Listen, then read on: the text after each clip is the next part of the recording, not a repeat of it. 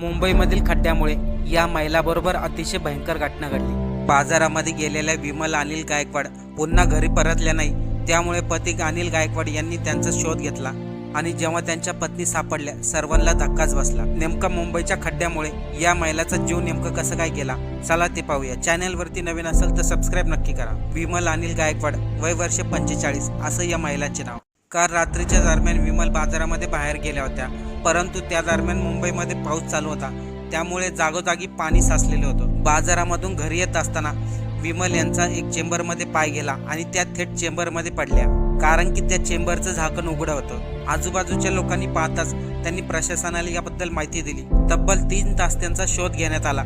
त्यांना तिसऱ्या चेंबरमधून बाहेर काढण्यात आलं आणि हॉस्पिटलमध्ये दाखल केलं, परंतु डॉक्टरांनी उपचार करण्या अगोदरच 45 वर्षीय विमल गायकवाड यांना मृत घोषित केले। आज त्या चेंबरवरती झाकण असतं तर विमल यांचा मृत्यू